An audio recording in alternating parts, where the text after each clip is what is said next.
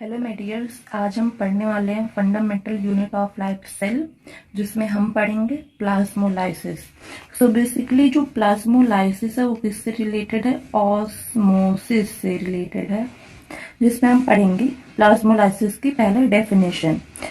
When living plant cell loses water through osmosis, there is shrinkage or contraction of content of the cell away from the cell. This phenomena is known as plasmolysis. Means that जब कोई living plant cell water को loss करता है through osmosis, तो क्या होता है, उसका जो सेल का कंटेंट होता है वो क्या होता है, सिकुड़ जाता है, कॉन्ट्रैक्ट हो जाता है। तो इसी फिनोमिना को हम क्या बोलेंगे? प्लाज्मोलाइसिस। प्लाज्मो का सिंपल मतलब है प्लाज्मा, और लाइसिस का मतलब होता है प्रोसेस, मतलब प्लाज्मा मेम्ब्रेन, और लाइसिस का मतलब होता है प्रोसेस। तो देखो, मान लिया कि ये जो सेल प्लांट सेल है, हमने इसे किस में रखा है? सोल्यूशन में रखा है। ये कौन सा सोल्यूशन होगा? हाइपरटोनिक सोल्यूशन होगा। तो देखो, सेल तो पहले यहाँ पर क्या था? स्वेलो था, लेकिन यहाँ पर एक्सोऑस्मोसिस के थ्रू क्या हो रहा है? श्रिंक हो रहा है, कॉन्ट्रैक्ट हो रहा है। ये क्या है? सेल मेम्ब्रेन है। तो यही बोल रहा है कि contraction of the content of the cell away from the cell. बोल रहा है कि जो सेल का कंटेंट है, लिक्विड पार्ट है जो, वो क्या आ रहा है? सिकुड़ जा रहा है। इसी फिनोमिना को हम क्या बोलेंगे? प्लाज्मोलाइसिस। आगे हम देखेंगे सेल मेम्ब्रेन से रिलेटेड।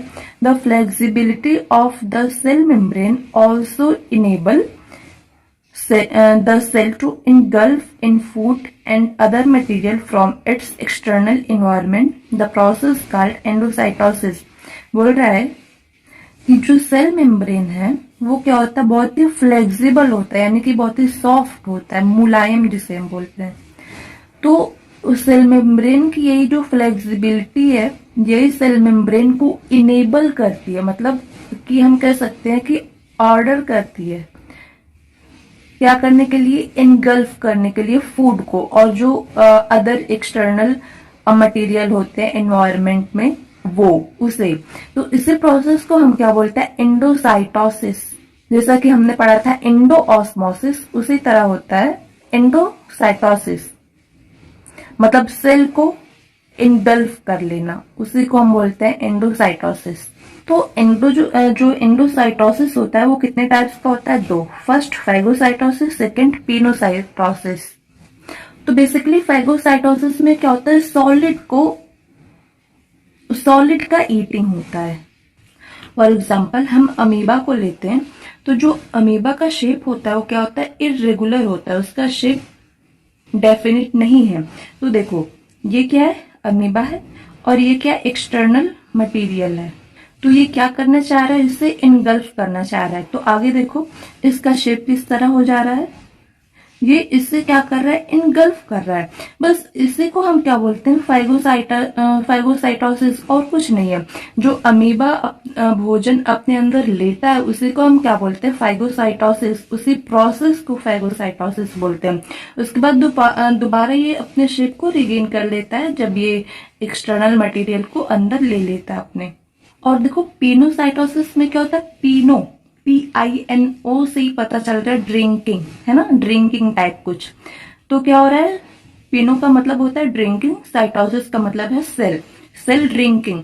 बेसिकली इसमें क्या होता है? लिक्विड को इनटेक करता है अमीबा। तो देखो, मान लो कि ये लिक्विड है और ये अमीबा है, तो ये लिक्विड को इनगल्फ करना चाहता है, तो यहाँ पर अपने शेप को ये चेंज कर रहा है, और इस लिक्विड को क्या कर ले रहा है? इनगल्फ। दोबारा बाद में शेप को रिगेन कर ले रहा है। इसी प्रोसेस को हम क्या बोलते हैं? पिनोसाइटोसिस। जब लिक्विड का इंटेक होगा तब पिनोसाइटोसिस, और जब सॉलिड का इंटेक होगा तब क्या? फैगोसाइटोसिस। तो देखो, एंडोसाइटोसिस हमने पढ़ा कि सेल को अपने अंदर लेना, लेकिन अब हम दूसरा टाइप पढ़ेंगे, क्या? एक्सोसाइटोसिस। एक्सो का मतलब होता है बाहर, आउट, और एंडो का मतलब होता है बेसिकली अंदर, इन, अपने अंदर लेना। यहां पर हम लिख ले रहे हैं इनटेक, यहां पर भी। सपोज दैट ये अमीबा है और ये क्या है, नहीं अमीबा है, और इसने क्या लिया हुआ है, अपना जो एक्सटर्नल मटेरियल था इसके अंदर है। अब ये क्या कर रहा है, क्या करना चाहता है, इसे बाहर निकालना चाहता है। तो दोबारा ये वापस से अपने शेप को चेंज करेगा, इसे बाहर निकाल देगा, और देखो फिर दोबारा अपने शेप को रिगेन करके इसे बाहर निकाल देगा। जस्ट इंडोसाइटोसिस का अपोजिट है एक्सोसाइटोसिस। इधर इनगल्फ हो रहा है और इधर ये बाहर कर रहा है। हम सिंपल इसे कह देते हैं सेल वोमिटिंग। हम ऐसे भी कह सकते हैं कि ये जो जिस सेल को ईट किया है इसे एक्सक्रीट कर रहा है, अपने अंदर से बाहर निकाल दे रहा है। सो आगे हम क्या पढ़ेंगे, साइटोप्लाज्म। साइटोप्लाज्म क्या होता है, सेल में पाया जाता है जो फ्लूइड लाइक स्ट्रक्चर पाया जाता है सेल में, उसे हम क्या बोलते हैं, cytoplasm. It is a metabolically active fluid. ये क्या है, मेटाबॉलिकली एक्टिव फ्लूइड है, first point. And second point, all cell organelle are included in it. बोल रहा है कि जो सारे सेल के जो अदर पार्ट हैं वो कहाँ पर पाए जाते हैं, इसी सेल साइटोप्लाज्म में पाए जाते हैं। मान लेते हैं कि ये सेल है,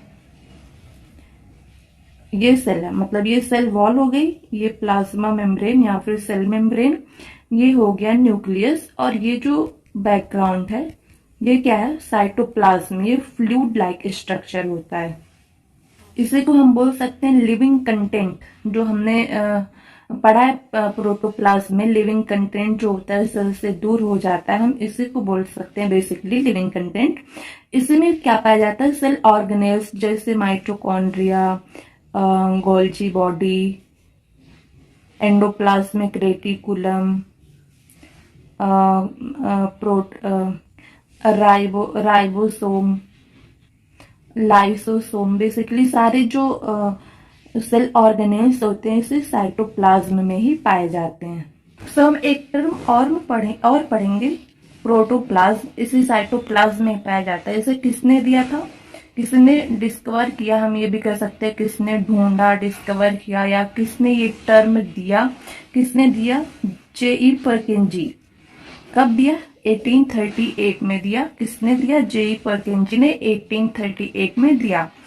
अब ये क्या है, लिविंग कंटेंट ऑफ सेल। ये सेल का क्या है, लिविंग कंटेंट है। लिविंग मतलब जीवित कंटेंट है, किसका, सेल का। अब हम प्रोटोप्लाज्म कहते हैं किसे, साइटोप्लाज्म प्लस न्यूक्लियस मिलके क्या बनते हैं, प्रोटोप्लाज्म। और सेल मेम्ब्रेन प्लस प्रोटोप्लाज्म मिलकर क्या बनते हैं, प्रोटोप्लास्ट। समझ नहीं आ रहा होगा ना, मैं बताती हूँ। सपोज दैट ये सेल है, हमने ये सेल ले लिया। देखो ये सेल वॉल है, ये सेल मेम्ब्रेन है, ये साइटोप्लाज्म है, और ये क्या है, न्यूक्लियस। ये साइटोप्लाज्म है और ये न्यूक्लियस। सिर्फ साइटोप्लाज्म और ये न्यूक्लियस, इन दोनों को मिला के हम क्या बोलेंगे, प्रोटोप्लाज्म। अगर ये दोनों साथ हैं तो क्या बोलेंगे, प्रोटोप्लाज्म। और देखो आगे हम प्रोटोप्लास्ट किसे बोलेंगे, cell membrane plus protoplasm is known as protoplast. देखो ये क्या है, सेल वॉल है, ये सेल मेम्ब्रेन है, ये साइटोप्लाज्म है, और ये न्यूक्लियस। तो इस सेल मेम्ब्रेन भी जब साथ आ जाएगा इन दोनों के साथ, तो हम इसे क्या बोलेंगे, प्रोटोप्लास्ट। देखो प्लाज्म और प्लास्ट का ही डिफरेंस है बस, तो इसे याद रखना कि प्लाज्म और प्लास्ट होता क्या है। जब प्रोटोप्लाज्म के साथ ये सेल मेम्ब्रेन भी हम ऐड कर देंगे तो क्या कहलाएगा, प्रोटोप्लास्ट। और अगर हम इसी प्रोटोप्लास्ट से सेल मेम्ब्रेन को माइनस कर दें तो क्या बचेगा, प्रोटोप्लाज्म। ये समझने वाली टर्म है, भूल जाता है या फिर हम कंफ्यूज ही हो जाते हैं, तो इसे याद रखना। आगे हम सेल ऑर्गेनेल जो है नेक्स्ट लेक्चर में कवर करेंगे।